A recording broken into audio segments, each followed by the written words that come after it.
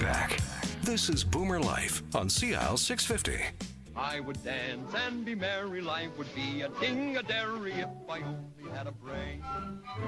Our producer is just having a field day on the program today. Dwayne Bishop at the controls with a little clip there from The Wizard of Oz, and If I Only Had a Brain. We're talking about the brain with our friends from Neurokinetics Clinic in Vancouver. Dr. Philippe Silvestre is the clinic founder and president. Sonia Dale is the clinic manager. J.C. Gordon is director of liaison and logistics. Great to have you. And, of course, we just heard from Dorothy and her story. And it's interesting that I'm curious as to why, J.C., you selected Dorothy as an example of a PTSD patient, because we typically, and perhaps wrongly, associate the disorder with people who are police officers or soldiers, people who can experience violence in its many forms. And Dorothy doesn't have any of that in her background, and yet was clearly a person with PTSD. So an interesting choice of examples. Why did you do that? Well, that's a great question, Sterling. And the reason why we did that is to let our listeners know that PTSD is just not pigeonholed to first responders. It's just not pigeonholed to soldiers. Right. It's out there. And Sonia was mentioning in the first segment that it happens in high schools with bullying. With I mentioned earlier as well that there are athletes that suffer from PTSD. It is out there everywhere. It is a disorder of stress. Right. And I, quite frankly, do not know one person alive today who does not suffer from stress. Everybody suffers from stress, and everybody has different levels of stress, and everybody takes it in a different way. Right. Back to the doctor for an update on this, because I asked you at the beginning of the program, Philippe, what is PTSD? And you told us, but perhaps I should have asked you at that time. Belatedly, I catch up to you again and say, talk to us about the root causes of PTSD. What causes all this? This is a very important question, as it takes us away from the usual interpretation of what is a PTSD, as seen too often as only a psychological condition. Right. It is much more than that.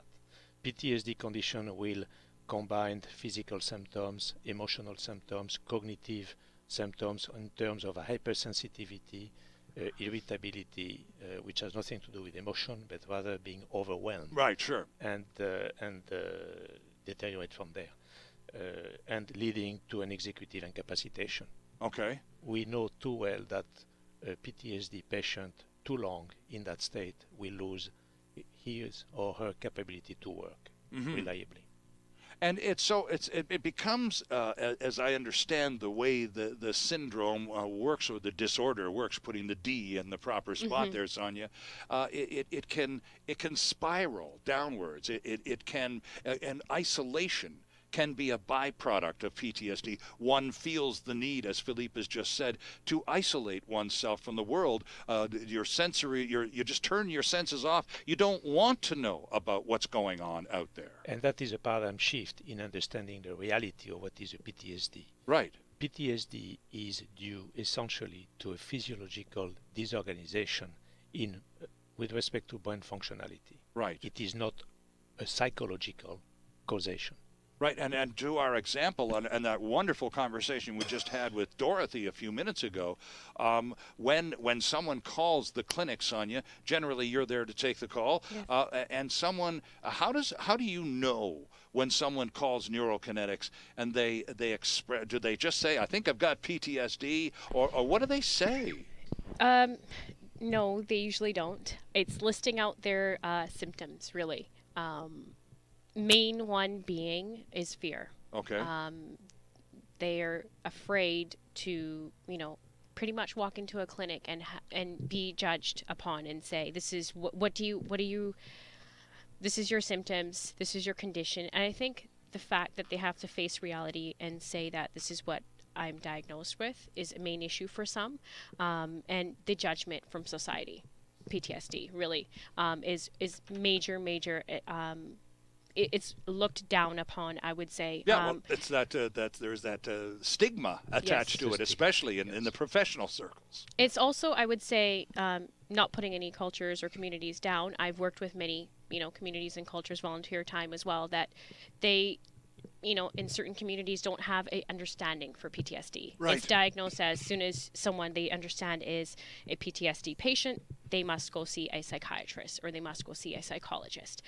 It's not something that they feel is curable, In Dorothy's case, she told us that she made the decision to go to neurokinetics, but it took her weeks after making up her mind to actually pull it off. Is that typical? Yes, it is typical. And what we do, once I do receive the phone call or the email from potential patients or inquiry patients, calling in or emailing us in, it's narrowing down their symptoms, and at that point, working out what's comfortable for them. Right. In that case, if that means we have to set up a Skype consultation, as Dorothy mentioned, it took her several weeks before she even made the decision of coming in to see us.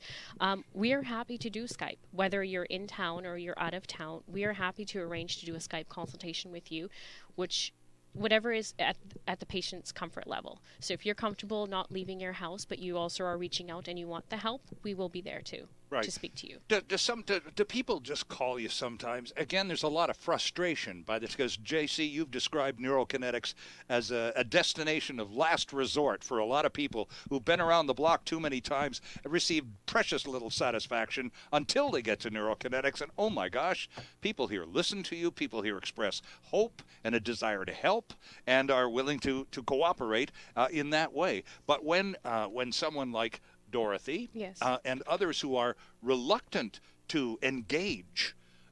So that going that extra step and having the Skype the contact from a remote location, that's a smart move because it would encourage someone housebound by their own design to at least be able to reach out. It's speaking to them in their comfort zone, right? In their comfort area. If they're comfortable at home or if they're comfortable at a friend's house or anywhere, we're speaking to them where they would like to be spoken to. So, most cases, as we were talking about it before through the other segments, they isolate themselves from the rest of the world. Oh, so, sure, yeah. JC? What Sonia is describing with the Skype initial complimentary introductory session that we do with all of our patients is what makes neurokinetics so unique, is that before we are going to do any level 1, level 2, or level 3 work, is we have this a complimentary introductory session either in person at our clinic or, as Sonia said, with Skype, right, for individuals to know, even before anything is started, if they feel comfortable with us, if they feel that we can help them, and to know what it is that they are going to have to do. And that's what we know we need to do with all our patients, is take the time to understand them. And that's really a strength of ours before we do anything. And Dr. Philippe, when people come into the clinic, how many times have you had someone sit down and begin the conversation with, Doctor, please tell me I'm not going crazy? It's constant. It is a motto. I wouldn't be in the least bit surprised. Yeah. As Sonia has explained to us in the past, people end up at neurokinetics because they've just run out of options, and all of a sudden it becomes obvious to them that there's another possibility here. But I've been around the block and I've not received a great deal of Doctor, please tell me I'm not going crazy. Yeah, they all say that. So is it because of the I don't want to say ambivalence of the medical system, but of the fact that they just haven't been understood clearly prior to seeing you? Yes, you just said the core of it. Yes. Okay. I would also say that there unfortunately there's a greater symptom in play here, and that is the fact that there are so many people suffering from so many problems, and there is so limited amount of space, limited amount of help that is available, right, that people don't get the time that they really need. And True. I think that could be the greater underlying cause of people's health problems. Well, typically, you get, when you go see your family doctor for any reason, you're lucky to get 15 minutes. And then if you need a referral to a specialist, that you may get an appointment that'll last longer than 15 minutes, but you're going to have to wait up to 6 months to see that person. And then if you're lucky, you may get more than 15 minutes. Dr. Philippe, your first assessment typically lasts 3 hours. Yes. 3 to 5 hours, So depending on the complexity. Well, there's the difference already. It's just that simple. There's the dramatic difference right there. I think I would like to interject about an observation I have done since I moved to this country in '95, and God knows how much I became a proud Canadian citizen here. I love this country. When I have the opportunity through my family or myself to need medical care, as we all need once in a while, I have seen almost all the time a little piece of paper nailed down in a nice little frame on a wall in a waiting room, mentioning that the patient shouldn't expect to talk more than one symptom at a time, and if there is more than one symptom to be discussed, they have to book another appointment. Oh my! This is outstandingly wrong. Well, it's you and your history of Western and Eastern medicines and the career that you've spent integrating the two practices and modalities that leads to an even greater understanding of the need to spend time with people. It's a time to listening. It takes time to listen. It takes time to think. It takes time to analyze and understand the complexity of a human being. We cannot reduce a condition down to a symptom, one at a time.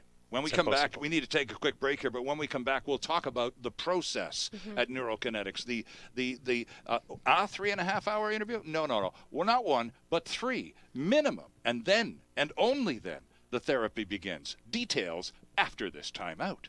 Celebrating the baby boomer lifestyle. This is Boomer Life on CIAL 650.